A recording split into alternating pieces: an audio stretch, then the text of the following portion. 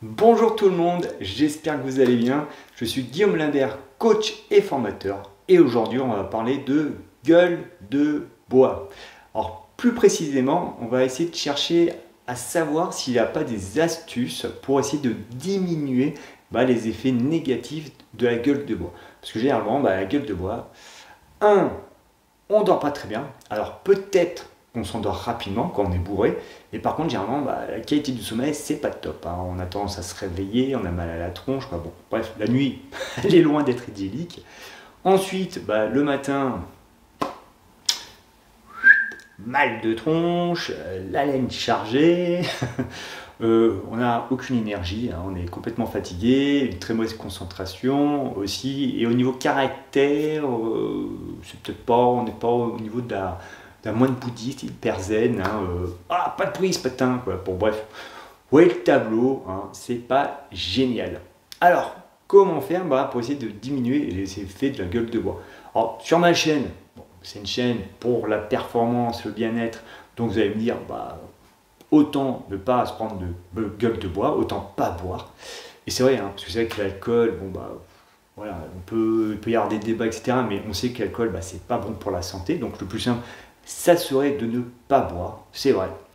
Mais voilà, on reste des êtres humains et parfois, on peut déraper. Oui, ça peut arriver, on est vulnérable, on a aussi nos fragilités. Donc il y a un moment, si ça dérape, est-ce qu'il n'y a pas moyen de diminuer ces effets de la gueule de bois? Parce que à quel moment on peut déraper? Justement, ça peut déraper pendant les fêtes de fin d'année, lors d'anniversaire, aussi lors des célébrations, parce que c'est vrai que c'est assez culturel, c'est assez ancré dans le côté culturel que lorsqu'on réussit, on trinque. Voilà. Je me rappelle, moi, quand j'étais petit, les Grands Prix de Formule 1, à la fin des Grands Prix, c'est quoi? C'est le champagne sur le podium.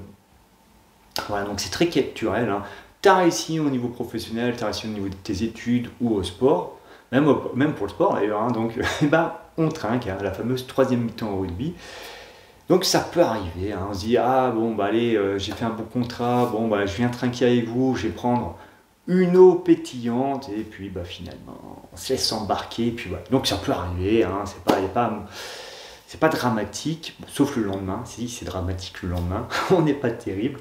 Et donc, qu'est-ce qu'on peut faire? Donc, on va voir qu'il y a trois possibilités si ça arrive, justement pour diminuer ces fameux effets de gueule de bois. Première astuce, la L-ornithine. Donc, la L-ornithine, c'est un acide aminé, donc rien de oufissime. C'est un acide aminé qu'on retrouve dans l'alimentation. Et cet acide aminé, en fait, dans une étude que je vous mets dans le descriptif, dans cette étude, en fait, ils ont fait deux groupes.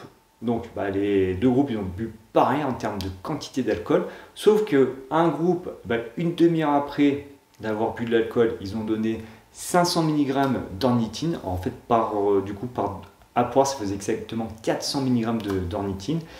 Et ils se sont rendus compte que ceux qui ont pris de la L-ornithine, ils dormaient mieux.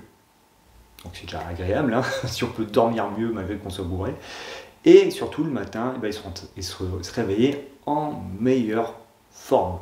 Alors pas une forme olympique, mais bon, du coup si ça peut te sauver ton dimanche ou si ça arrive en semaine, si ça te permet que ta journée de travail se passe quand même plus facilement, c'est quand même toujours bon à prendre. Donc voilà, 500 mg d'ornithine, en sachant que la postologie, lorsque vous achetez de l'ornithine, c'est souvent entre 500 mg et 1,5 g. Donc bon, après sur l'étude ils ont fait ça avec 500 mg. Bon après le truc c'est que ça, normalement ça devrait pas arriver tout le temps de se prendre une gueule de bois. Mais vous pouvez savoir que vous pouvez tourner entre 500 mg et 1,5 g. Il n'y a pas de toute façon c'est un acide aminé, on y retrouve dans l'alimentation. Vous allez me dire si on y retrouve dans l'alimentation, pourquoi ne pas manger?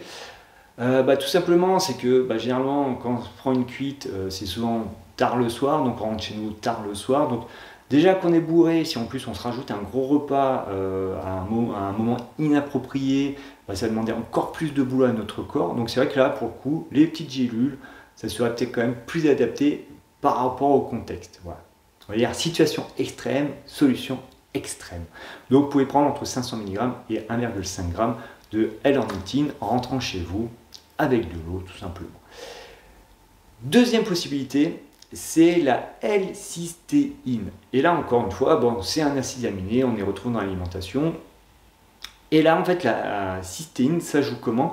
En fait, ça aura un effet positif sur l'acétaldéhyde. Premier coup, je l'ai dit, un mot en 5 syllabes, hein, faut pas se moquer. Donc l'acétaldéhyde, qu'est-ce que c'est? En fait, quand on se prend une cuitasse, donc on ingère de l'alcool, et en fait notre corps, pour faire simple, en gros, il dégrade l'alcool en acétaldéhyde. Et c'est ça le poison qui fait bobo. Et justement, la L-cystéine, ça permettrait justement de rendre, on va dire, l'acétaldéhyde un petit peu moins nocive, un petit peu moins agressive. Or, donc là, encore une fois, ce que vous pouvez faire, c'est de prendre entre 500 mg et 1,5 g de L-cystéine au moment de rentrer. Donc vous pouvez très bien coupler L-cystéine avec la R-ornithine, comme ça vous faites un combo comme ça. Ça vous permet, de réduire les effets nocifs de l'acétaldéhyde et justement de mieux dormir et d'avoir moins d'effets. Comme ça, limite, vous serez frais comme un gardon en vous levant le matin. Et enfin, troisième astuce, en fait il y a un côté paradoxal. C'est que quand on fait la teuf, on boit, mais pourtant, malgré qu'on boit, en fait, on est déshydraté. D'ailleurs, ceux qui font de la musculation, le seul effet positif, on va dire, de l'alcool, c'est que quand tu te lèves le matin, que tu t'es pris une cuitasse, en fait, tu te réveilles, tu fais « Waouh, mais j'ai un beau physique !» Et ouais, c'est un côté assez marrant. C'est parce que justement, en fait, comme on a viré l'eau, en fait, du coup, on paraît plus sec. Enfin, c'est pas qu'on paraît plus sec, on se voit plus sec. Donc, voilà, il y a un effet vraiment déshydratant de boire de l'alcool. Et justement, pour essayer de limiter les effets de la gueule de bois, ça serait justement de se réhydrater. Donc, première solution, c'est soit déjà commencer à se réhydrater durant la soirée. Tu te dis, oula, je commence à un peu trop boire, pourquoi pas essayer de prendre des verres d'eau, etc. En plus, déjà, si on commence à boire de l'eau, pendant qu'on a un verre d'eau dans la main, on n'aura pas un verre d'alcool à la main. Donc, ça permettrait de réduire, de se calmer un petit peu dans l'euphorie de la soirée et de moins boire d'alcool. Et justement de commencer à se réhydrater. Et aussi pour optimiser, on va dire, la réhydratation, cette soirée, vous faire une boisson isotonique de sportif. Donc là, ça serait pour un sportif de levée de coude. C'est quoi une boisson isotonique? Généralement, vous prenez de l'eau et vous rajoutez une pincée de sel, parce que le sel, ça contient du sodium. Et grâce au sodium, justement, vous allez pouvoir mieux vous réhydrater. Voilà. Petite pincée de sel avec votre eau.